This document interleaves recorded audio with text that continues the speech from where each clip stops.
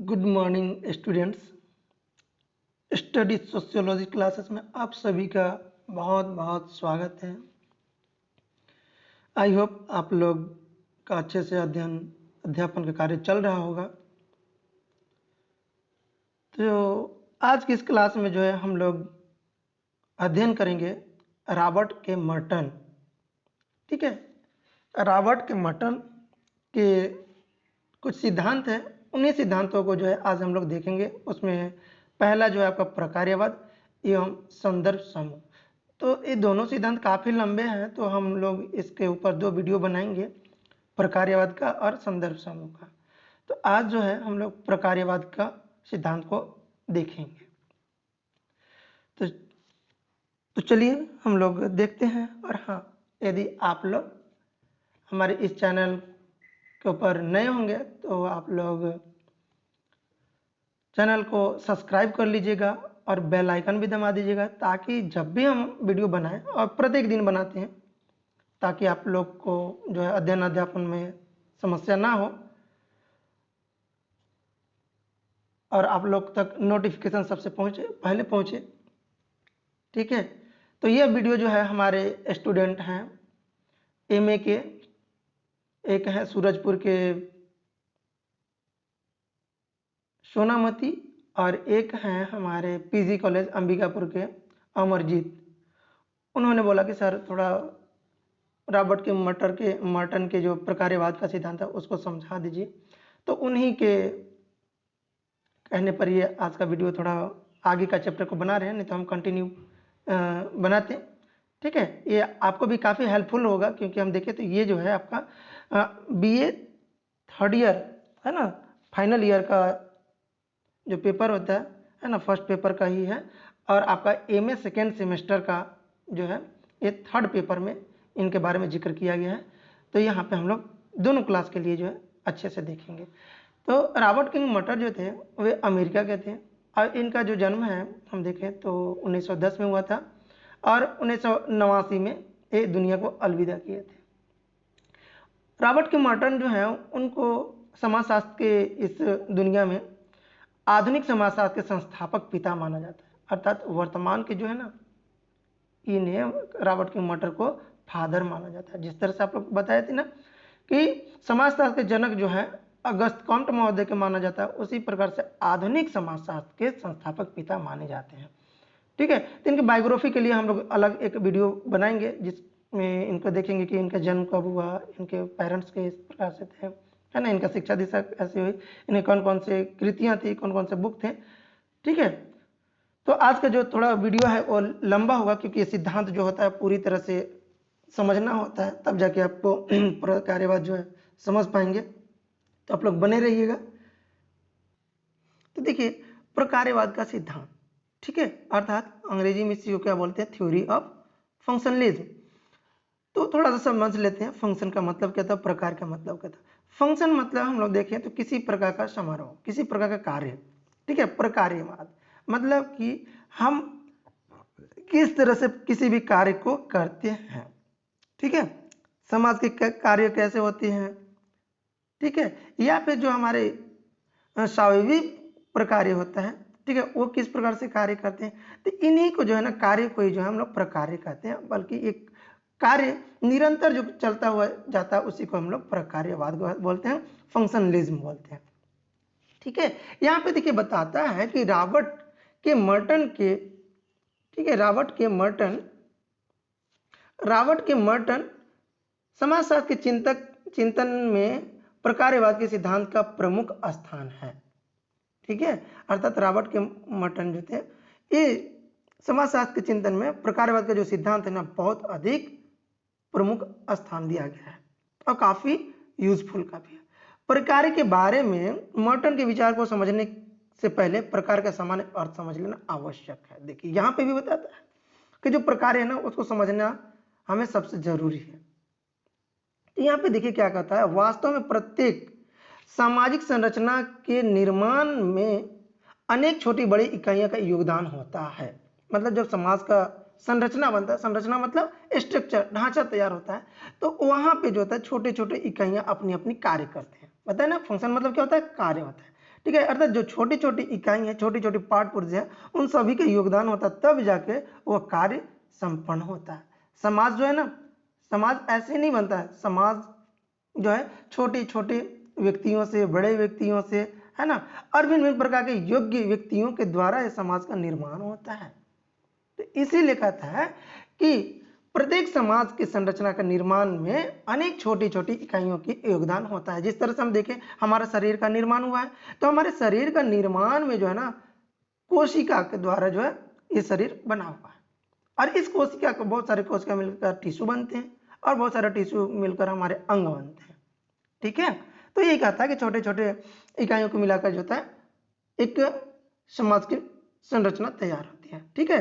ये सभी इकाई एक दूसरे से संबंधित रहकर अपनी पूर्व निर्धारित भूमिकाओं को इस तरह पूरा करती है जिससे समाज का संगठन बने रहे, है ना। अर्थात कहता है कि एक दूसरे से संबंधित रखकर, मतलब हमारे जैसे देखिए पिछले क्लास में आपको बताते कि जो सवयवी होता है ना, शरीर होता है, वो है तो अलग अलग, लेकिन सभी एक दूसरे से जुड़कर जो होता है ना, एक संगठन में रहकर वह अपने कार्य करते हैं। ठीक है। सामाजिक संरचना का निर्माण जिन अनेक उपसंरचनाओं से होता है, अर्थात उसमें भी बहुत सारे जो अलग अलग की जो संरचना है, उनको मिलाकर जो है ना उसकी संरचना तैयार होती है। ठीक है। अपनी अपनी एक निर्धारित भूमिका होती है, अर्थात सभी की क्या होती है, अपनी अपनी एक भूमिका होती है। जैसे हम देखें तो परिवार में हर सदस्य होते हैं, बहुत सारे सदस्य होते हैं, उन सभी सदस्यों में सभी व्यक्तियों का अलग अलग भूमिका निर्धारित होती है कि पेरेंट्स अर्थात माता पिता का काम क्या है, दादा दादी के काम क्या है, ठीक है, और बच्चे के काम क्या है, इन सभी का जो होता है भूमिकाओं का निर्धारण होता है। सेम कंडीशन हम देखें तो हमारे समाज में भी होता है। हमारे समाज में देखें तो धार्मिक दृष्टिकोण से जो धर्म है वो अपना अलग भूमिका निभाता है, राजनीतिक है वो अपने अलग भूमिका निभाता है, ठीक है, इकोनॉमिकल जो है वो अपना अलग भूमिका निभाता है। मतलब सभी का जो होता है अपनी निर्धारित भूमिका होती है, और उसी भूमिका के अंतर्गत वह क्या करता है, वो कार्य करता है। ठीक है। उदाहरण के लिए यहाँ पे देखिए एक सरल एग्जाम्पल बताता है कि परिवार में प्रत्येक सदस्य से यह आशा की जाती है कि एक पिता, भाई, बहन, माता, मुखिया के रूप में ऐसे कार्य करें जिससे परिवार की व्यवस्था संतुलित बनी रहे। ठीक है। अर्थात फंक्शन, ऐसा बताया ना कि परिवार जो होता है, यहाँ पे एग्जाम्पल दिए मास्टर महोदय कि परिवार के हर सदस्य, जैसे हम देखें पिता है, भाई है, बहन है, माँ है ना, और उसको मुखिया, सभी का अपना परिवार में व्यवस्था एक संतुलन होता है, उनको कार्य करना होता है। ठीक है। एक और एग्जाम्पल देखिए, कहते हैं शिक्षा के क्षेत्र में सभी प्राध्यापकों और विद्यार्थियों से एक विशेष तरह की भूमिका पूरा करने की आशा की जाती है। ठीक है। अर्थात जो शिक्षक है उनके लिए भी भूमिका बनी हुई है, और जो विद्यार्थी है उनकी भी भूमिका बनी हुई है। क्यों? क्योंकि यदि मान के चलिए शिक्षक है, प्राध्यापक यदि नहीं पढ़ाएंगे तो विद्यार्थियों में उतनी गुण नहीं आ पाएगी। ठीक है, क्वालिटी वीक हो जाएगा। और यदि विद्यार्थी हैं तो वो भी, उनको भी अपनी भूमिका का निर्वहन करना पड़ेगा। क्यों? क्योंकि यदि विद्यार्थी हैं अब वह शिक्षा ग्रहण ही नहीं करें तो अभी क्या है, जो उनके ऊपर आशा की गई है समाज के द्वारा वो तो फिर पूरा नहीं हो पाएगा। इसीलिए कहता है कि सभी की अपनी अपनी भूमिका को पूरी करने की आशा की जाती है। ठीक है। देखिए दूसरे एग्जाम्पल में क्या बताता है कि संक्षेप में इसी भूमिका का हम इस विशेष इकाई का प्रकार कहते हैं। ठीक है। दूसरे शब्दों में सामाजिक इकाइयों के वे कार्य जिन्हें उसे पूरा करने की आशा की जाती है। ठीक है। अर्थात जो इकाई है, ठीक है, उसे पूरा करने की आशा की जाती है, जिसके द्वारा सामाजिक संगठन को बनाए रखना संभव होता है। इसी सामाजिक इकाई को प्रकार्य कहते हैं। अर्थात जो भी इकाई है, इकाई मतलब जो एक एक अंग है ना, उन सभी का अपना अपना कार्य, भूमिका, और उन्हीं भूमिकाओं के द्वारा जो है अपनी एक संगठन में आकर उन्हें उसके अनुरूप वर्क करना होता है, और इसी को जो है हम लोग सामाजिक इकाई को जो है प्रकार कहते हैं। ठीक है। यहाँ पे और अच्छे से देखिए सरल शब्दों में क्या कहता है, सरल शब्द में सामाजिक व्यवस्था, ठीक है, सामाजिक व्यवस्था को संतुलित बनाए रखने के लिए विभिन्न इकाइयां अपने लिए निर्धारित जिस कार्य को पूरा करती है उनके योगदान को सामाजिक प्रकार्य कहा जाता है। ठीक है, अर्थात सामाजिक व्यवस्था को संतुलन बनाए रखने के लिए जिन इकाइयों का निर्धारित कार्य को पूरा करती है, ठीक है, इन्हीं के योगदान को जो है सामाजिक प्रकार्य कहते हैं। कहने का तात्पर्य है कि जैसे मान के चलिए हमारा शरीर है ना, तो उन सभी शरीरों के सभी शरीर के जो अंग हैं उनका क्या है, कार्य निर्धारित किया गया है। जैसे हम देखें तो आंख है, आंख का कार्य क्या है, देखना। ठीक है, जो हमारा जिह्वा है, जिह्वा क्या है उसका प्रकार्य, उसका प्रकार्य है भोजन के टेस्ट को पता करना। ठीक है, और मीठे वचन को बोलना, है ना। तो ये क्या है, इसकी प्रकार्य है। और इससे ये आशा की जाती है कि सभी जो अपने अपने अंग अपने एक व्यवस्थित क्रम में रहकर और वो कार्य करेंगे। ठीक है, चलिए, कहता है कि प्रत्येक समाज में, ठीक है, प्रत्येक समाज की संस्कृति में कुछ मूल्यों के विशेष महत्व होता है ना। मतलब हर समाज की अपनी अपनी एक अलग संस्कृति होती है। ठीक है, और यही मूल्य निर्धारण करते हैं कि विभिन्न सामाजिक इकाई, है ना। मतलब कि निर्धारण भी कौन करता है, अपना संस्कृति करता है, जिसका सामाजिक इकाई होते हैं। जैसे हम देखें तो व्यक्ति है, ठीक है, व्यक्ति, है ना, समूह, समितियां तथा संस्थाएं आदि किन कार्यों को पूरा करेगी। अर्थात व्यक्ति की क्या है, समूह, समिति तथा संस्थाएं आदि इन कार्यों को पूरा करेगी। ठीक है, और यही वे प्रकार हैं जिनसे विभिन्न व्यक्तियों की आवश्यकताएं पूरी होती है और सामाजिक व्यवस्था में संगठन तथा संतुलन बना रहता है।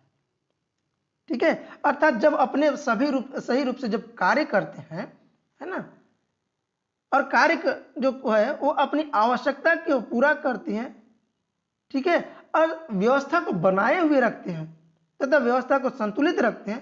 ठीक है, इसी को जो है हम लोग प्रकार्य कहते हैं। आप लोग थोड़ा सा समझने का कोशिश कीजिएगा, प्रकार्य होता है क्या। प्रकार्य मतलब कि जो आपका काम है, जैसे मान के चले अभी आप विद्यार्थी हैं, ठीक है, तो अब विद्यार्थी हैं तो विद्यार्थी के काम ये है कि अध्ययन का कार्य करें। ठीक है, तो जब अध्ययन के काम करेंगे तो आने वाला समय में जो है आप समाज के लिए एक बहुत अच्छे समाज के कर्ता धर्ता बन पाएंगे। यदि वही चीज अभी आपके वर्तमान के जो कार्य हैं उस कार्य को अच्छे से नहीं करेंगे तो फिर आप अपने प्रकार्य को सही रूप से नहीं कर पाएंगे और असंतुलित हो जाएंगे। ठीक है, तो संतुलित होने के लिए जो है हम अपने प्रकार्य को निश्चित आवश्यकताओं के साथ हमें करना होता है। ठीक है, यहां पे देखिए क्या कहता है कि प्रकार्य की अवधारणा का उल्लेख सबसे पहले स्पेंसर ने किए हुए थे। जो प्रकार्य शब्द है ना, इस प्रकार्य शब्द को सबसे पहले हर्बर्ट स्पेंसर ने यूज किए हुए थे। ठीक है, अपने विकासवादी लेखों में करना आरंभ किया, किंतु इसे व्यवस्थित रूप में उपयोग में लाने का श्रेय सर्वप्रथम दुर्खिम को जाता है। नाम तो दिया हर्बर्ट स्पेंसर, लेकिन इसको प्रथम अध्ययन करने वाले, ठीक है, उपयोग करने वाले जो है दुर्खिम महोदय को माना जाता है। ठीक है, दुर्खिम महोदय को माना जाता है। आप लोग थोड़ा सा याद रखिएगा क्योंकि बहुत इंपॉर्टेंट है ये, आने वाले समय के लिए जो है ना आपको काफी हेल्पफुल करेगा ये सिद्धांत। आपको आगे नेट में भी यूज होगा, सेट में भी आएगा। ठीक है, और आप असिस्टेंट प्रोफेसर का जो परीक्षा देंगे ना वहां पे भी इसका क्वेश्चन का इस टॉपिक से क्वेश्चन आता ही आता है। ठीक है,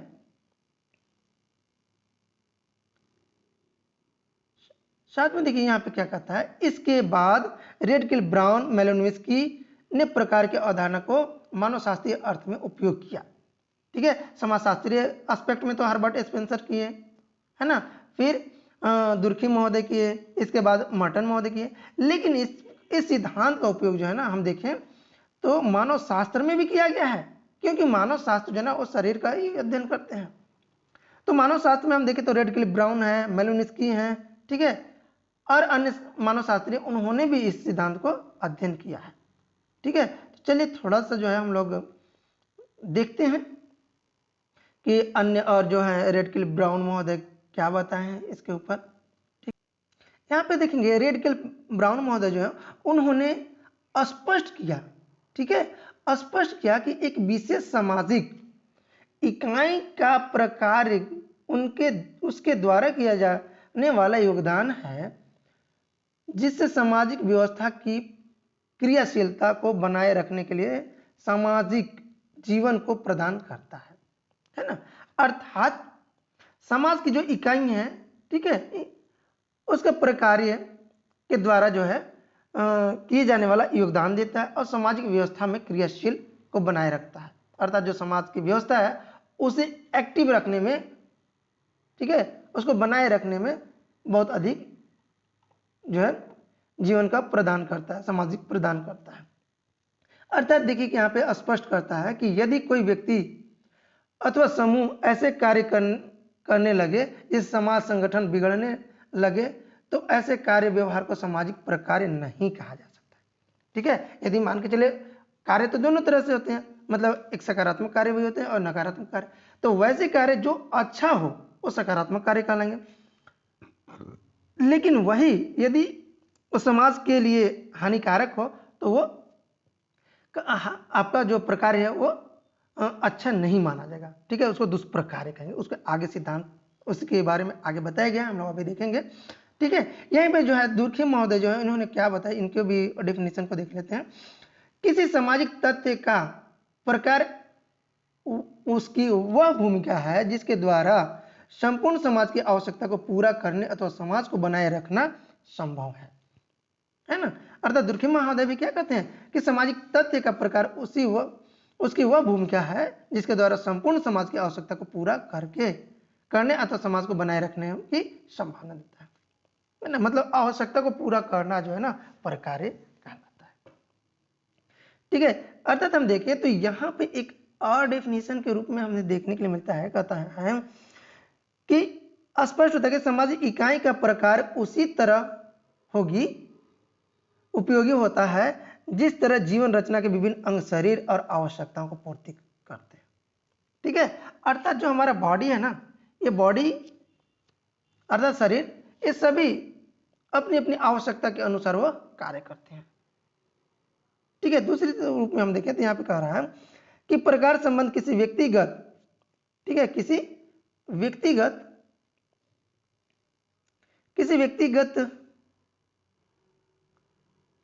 व्यक्तिगत इच्छा या उपयोगी से नहीं होता, बल्कि यह किसी इकाई के द्वारा सामाजिक आवश्यकताओं को पूरा करने की दिशा में पूरा करने के लिए दिया जाने वाला योगदान है ना। अर्थात यह जो है व्यक्तियों की इच्छा या उपयोगी से नहीं है, बल्कि समाज की आवश्यकताओं को पूरा करने के लिए जो दिया जाने वाला योगदान है उसी को जो है हम लोग प्रकार्य कहते हैं, ठीक है। आई होप आप लोगों को समझ में आ रहा। रॉबर्ट के मर्टन जो थे, ठीक है, उन्होंने अपने एक पुस्तक लिखे हुए थे जिसका नाम है social theory and social structure, ठीक है। इस पुस्तक में जो है इन्होंने प्रकार के दो प्रमुख रूप को उल्लेख किए हैं, ठीक है, एक प्रकार और एक अप्रकार, अर्थात एक फंक्शन और एक डिसफंक्शन। तो यहाँ पे हम देखें तो इन्होंने जो था साधारण अंग्रेजी शब्द का जो है फंक्शन है ना, इस फंक्शन का प्रयोग पांच विभिन्न अर्थों में किया है इन्होंने, ठीक है। जैसे हम देखें तो यहाँ पे आपका पहला जो बता रहे हैं, पहला जो बताया है इन्होंने, ठीक है, उत्सव का आयोजन के रूप में जो फंक्शन होता है, हम लोग कहते हैं ना कि हम इस फंक्शन में जा रहे हैं उस फंक्शन में जा रहे हैं, तो इन्होंने 5 स्वरूपों में अध्ययन किया। तो पहला इन्होंने क्या बताया, पहला जो है इन्होंने बताया विवाह, ठीक है, विवाह। दूसरा धर्म, ठीक है, धार्मिक आयोजन। तीसरा कॉलेज में होने वाले वार्षिक उत्सव, इन सब को फंक्शन के रूप में उपयोग किया है।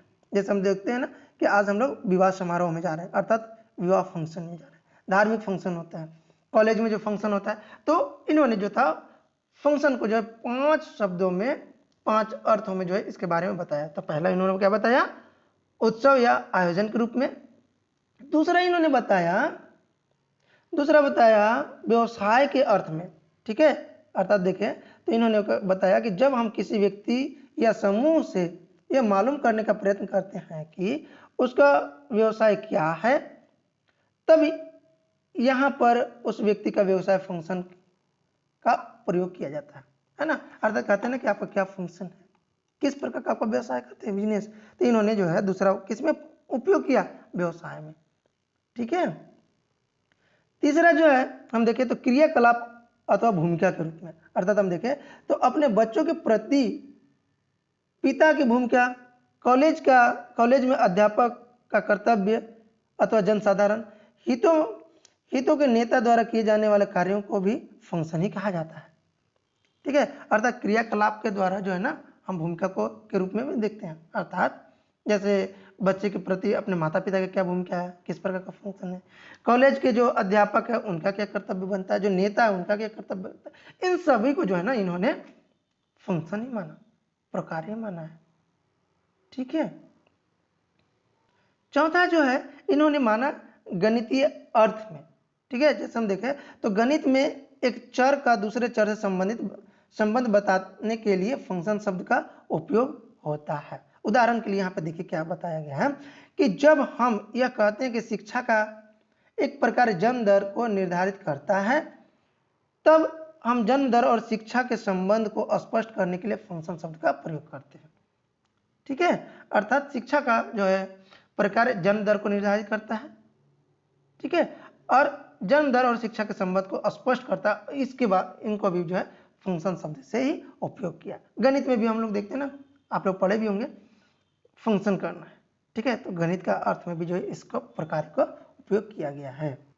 पांचवा देखिए यहाँ बताया गया है, पांचवा जो है जीव विज्ञान के अर्थ में। ठीक है। अर्थात जीव विज्ञान में शरीर के विभिन्न अंग जीवन रचना के लिए जो कार्य करता है उन्हें भी जो है उस अंग का विशेष फंक्शन कहा जाता है।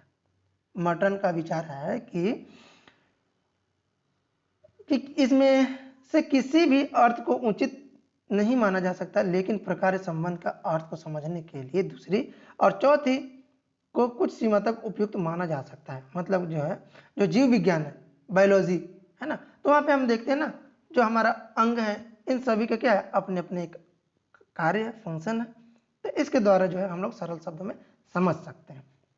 ठीक है। मर्टन जो है उन्होंने बताया कि प्रकार वे देखे जा सकने योग्य परिणाम है जो सामाजिक व्यवस्था का अनुकूलन और सामंजस्य को संभव बनाते हैं, है ना। मतलब जो फंक्शन होता है ना वो देख सकने योग्य परिणाम है। मतलब हम देख सकते हैं कि हमारा हाथ जो है वो कार्य कर रहा है या नहीं कर रहा है, हमारा समाज का जो परिवार संस्था है, ठीक है, नातेदारी संस्था है, ठीक है, राजनीतिक है, राज्य है, एक किस प्रकार से कार्य कर रहे हैं या नहीं कर रहे हैं, अनुकूलन हो रहा है या नहीं हो रहा है ना। इन सभी के बारे में हम लोग जो है ये पूरी तरह से दिखता है।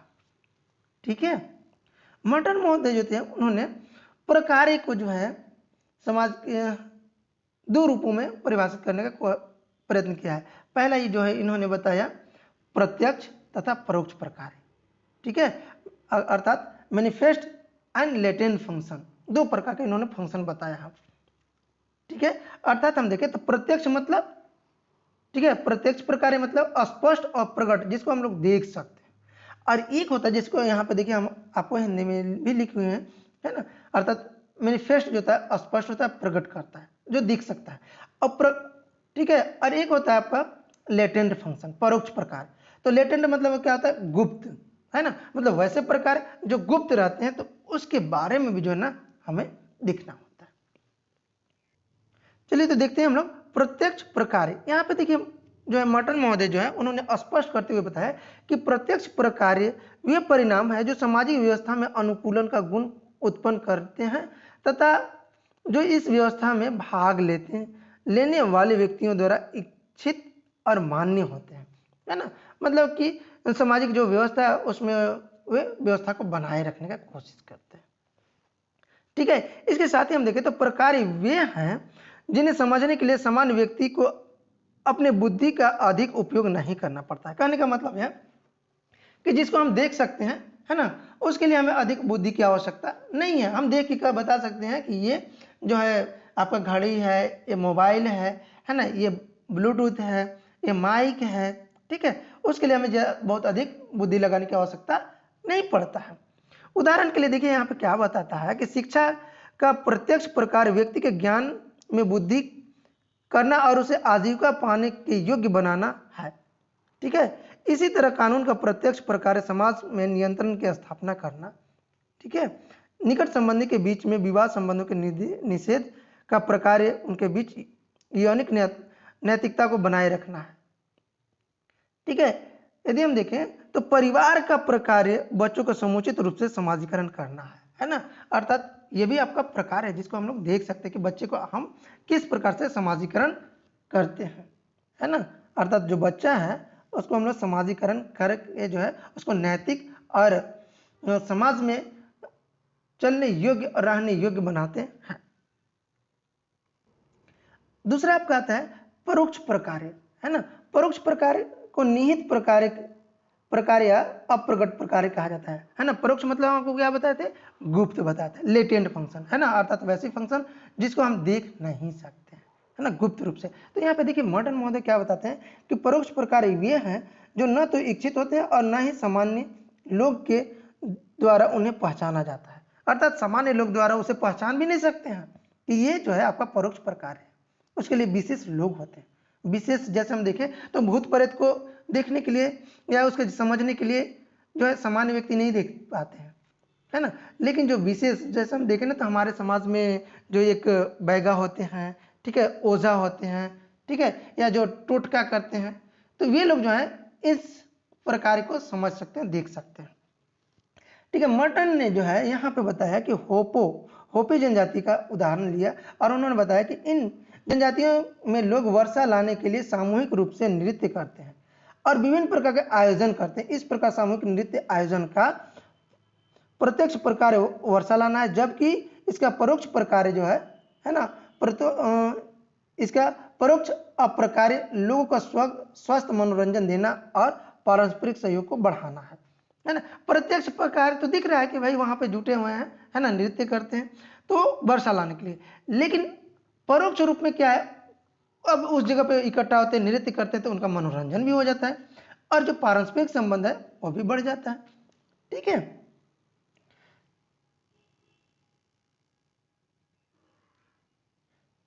तो यहां हम देखें तो यह स्पष्ट होता है कि परोक्ष प्रकार किसी इकाई द्वारा किए जाने वाले कार्य के वे परिणाम है जिसका सामाजिक स्वीकृति अप्रत्यक्ष होती है। ठीक है, और इसके परिणामों को बुद्धि और विवेक के द्वारा ही समझा जा सकता है। ठीक है, अर्थात जो लेटेंट होता है ना उसको, उसमें हमें अधिक बुद्धि लगाना पड़ता है, विवेक लगाना पड़ता है, तब जाके हम उसको देख पाते हैं। लेकिन हम देखें प्रत्यक्ष में क्या था, प्रत्यक्ष में हमें बहुत अधिक बुद्धि लगाने की आवश्यकता नहीं था। ठीक है, कहने का तात्पर्य है कि यदि हमारे पास घड़ी है तो हम देख के बता सकते हैं कि समय इतना है। ठीक है, अधिक बुद्धि लगाने की आवश्यकता नहीं। लेकिन हमारे पास घड़ी नहीं है, कोई यदि समय पूछ दिया तो हम दिन की स्थिति को देखकर बताते हैं कि 11 बज रहा है, 12 बज रहा है, तो वहां पे हमारी बुद्धि लगती है कि भाई हम ये जो समय हो रहा है, धूप कितना है ना, कहाँ तक गया है, सूर्य जो है वो कहाँ पे है, तो इसमें हम क्या करते हैं, वो लेटेंट है तो उसमें हमें अधिक बुद्धि लगाने की आवश्यकता पड़ती है। यहां पे जो है मर्टन महोदय बता रहे हैं प्रकार तथा अकार्य में, है ना, प्रकार तथा अकार्य। यहां पे देखिए कहते हैं कि प्रकार की अवधारणा को समझने के लिए मर्टन ने इसका एक दूसरी दशा का अंतर स्पष्ट किया जिसे हम अकार्य कहते हैं। ठीक है, मतलब इसको भी जो है और दूसरे शब्दों में जो है अंतर स्पष्ट करने के लिए इन्होंने बताया कि प्रकार और अकार्य अर्थात फंक्शन और डिसफंक्शन।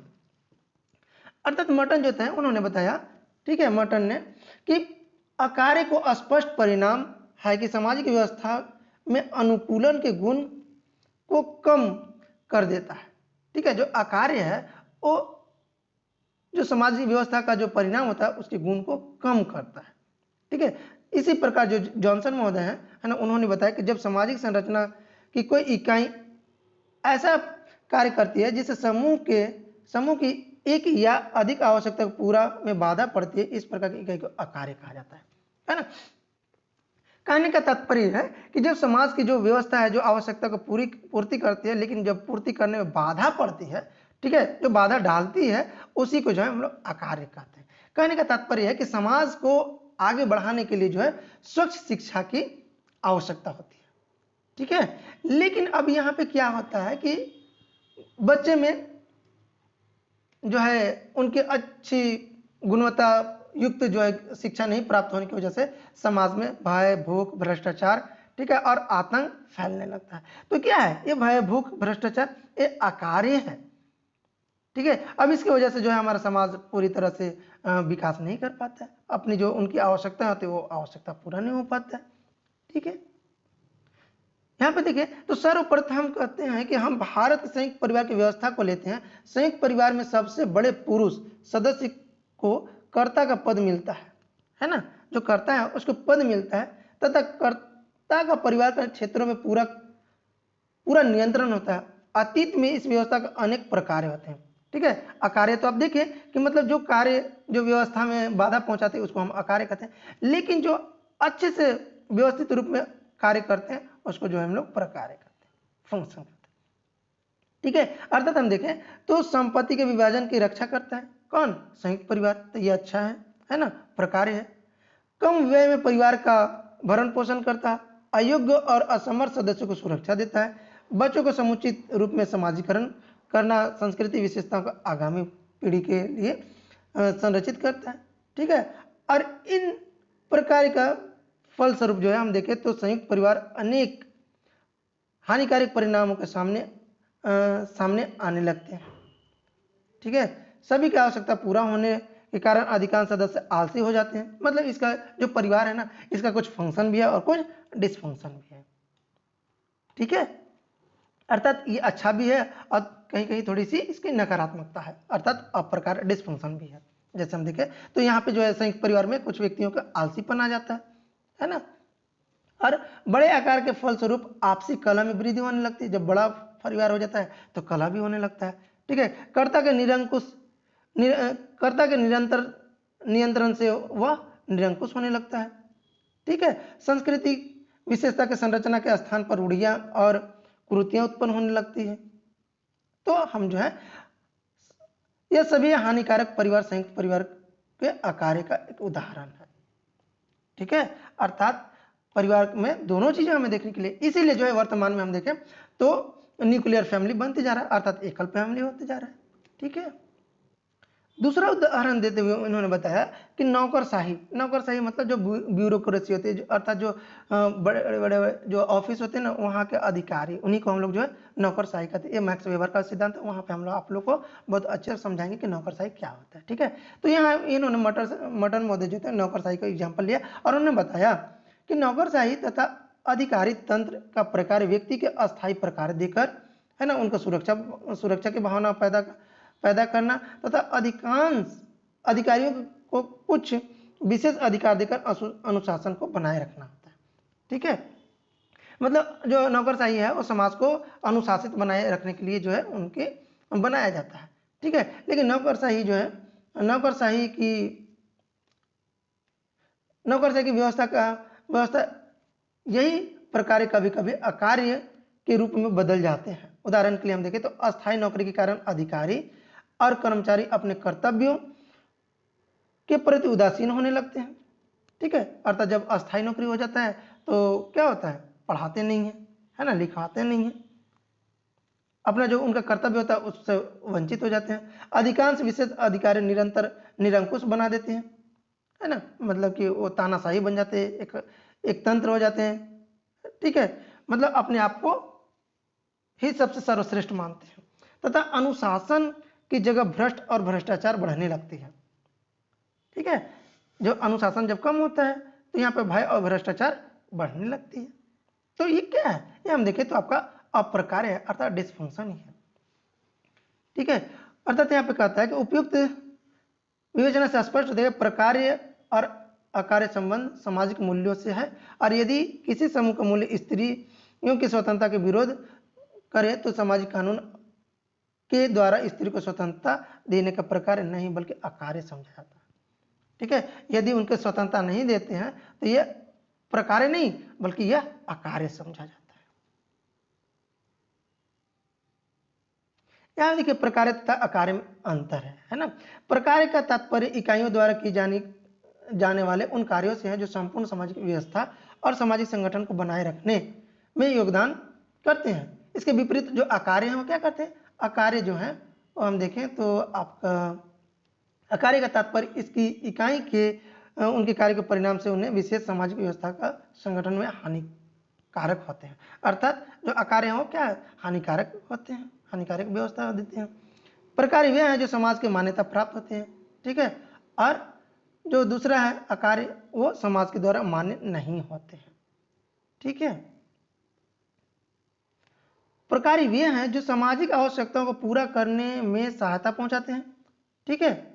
जबकि हम देखें तो अकार्य परिणाम को वे परिणाम है जो मान्यता प्राप्त आवश्यकता की पूर्ति और पारस्परिक सहयोग में बाधा पहुंचाते हैं, ठीक है।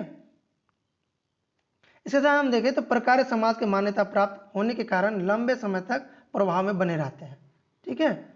जबकि अकार्य अस्थायी है, क्योंकि कोई भी समूह एक लंबे समय तक सही नहीं कर सकता और अनेक सुधार और प्रयत्नों के द्वारा सामाजिक इकाइयों को शीघ्र से शीघ्र दूर करने का प्रयत्न किया जाता है। प्रकार के संबंध जो है प्रकार का संबंध संस्कृति और नैतिक मूल्यों से है, ठीक है, और इन्हें प्रगतिवादी माना जाता है, ठीक है। और अकार्य सामाजिक मूल्यों का विरोधी होते हैं और साधारणतः रूढ़िवादी और कट्टरपंथी लोग का ही समर्थन करते हैं इसका, ठीक है। मर्टन द्वारा जो है एक और बताया गया था, ठीक है। इसमें कहते हैं कि कभी कभी किसी सामाजिक इकाइयों द्वारा किए जाने वाले कार्य न तो प्रकार्य होते हैं और न अकार्य होते हैं, ठीक है। न तो वो प्रकार्य होते हैं और न ही वे अकार्य होते हैं। मर्टन ने इस विशेष स्थिति के द्वारा स्पष्ट किए जिसे उन्होंने नकार्य कहा, अर्थात नॉन फंक्शन, ठीक है। नॉन फंक्शन कहने का मतलब है कि जैसे हम लोग देखते हैं कि कुछ ऐसे व्यक्ति होते हैं, ठीक है, जो ना तो अपने लिए अच्छे करते हैं ना दूसरे के लिए बुराई करते हैं, बस अपनी जगह पे न्यूट्रल होते हैं, ठीक है। जैसे हम देखें तो यहाँ पे आपका एक एग्जाम्पल के रूप में बताया गया, ठीक है, कि जो हिंदू सामाजिक व्यवस्था में कुछ ऐसे पहले से विभिन्न संस्कारों को अनेक प्रकार के अलग अलग संस्कारों का प्रकार या तो व्यक्ति के एक विशेष दशा में स्वच्छता को नियमों को सीख देता था, है ना, अथवा उन्हें कर्तव्य को परिपालन करना था। लेकिन आज शिक्षा और स्वास्थ्य के नियमों के प्रति लोगों का जागरूक बढ़ने के कारण हमारे परंपरा संस्कारों का न तो कोई प्रकार्य हो रहा है और न ही पूरा करने से हमें कोई हानि होती है ना। मतलब कि हम देखें तो संस्कार होते हैं, जैसे हम देखें तो आपका नामकरण संस्कार होते हैं, चूड़ामणि संस्कार होते हैं, हम देखें तो लगभग 16 संस्कार होते हैं। तो इन 16 संस्कारों में क्या इसका भी एक फंक्शन था पहले, ठीक है, कि आप संस्कार को पूरा करते हैं तो आप पवित्र बनते हैं, पवित्रता का एक निशानी है। लेकिन आज हमारे वर्तमान में क्या है कि शिक्षा इतनी बढ़ चुकी है कि ये संस्कार को यदि आप करते हैं तो अच्छा है और नहीं करते हैं तो भी कोई दिक्कत नहीं है, ठीक है। तो जो संस्कार है ना, ये आज हमारे लिए क्या है, न कार्य बन चुका है, मतलब नॉन फंक्शन बन चुका है। इसके बाद इस संस्कार का प्रचलन आज भी बना हुआ है। इसी दशा में मर्टन समाज की इकाई का नकार्य भी कहा है, ठीक है। अर्थात कुछ ऐसे कार्य हैं, ठीक है, ऐसे समूह हैं, ऐसे लोग हैं जो न तो कार्य करते हैं और न ही प्रकार्य करते हैं, ठीक है, फंक्शन करते हैं और न ही वो डिसफंक्शन करते हैं, बल्कि क्या करते हैं, नॉन फंक्शन करते हैं, मतलब न्यूट्रल रहते हैं, ठीक है। तो ये आज का जो सिद्धांत था आपका रॉबर्ट किंग्सले मर्टन का, है ना, प्रत्यक्षवाद। तो ये सिद्धांत थोड़ी सी लंबी हुई है ना, तो आप लोग अध्ययन कीजिएगा और समझने का कोशिश कीजिएगा। यदि समझ में नहीं आएगा, ठीक है, तो आप लोग कमेंट कीजिएगा, पूरी तरह से समझाने का प्रयत्न करेंगे नेक्स्ट क्लास में। Thank you students.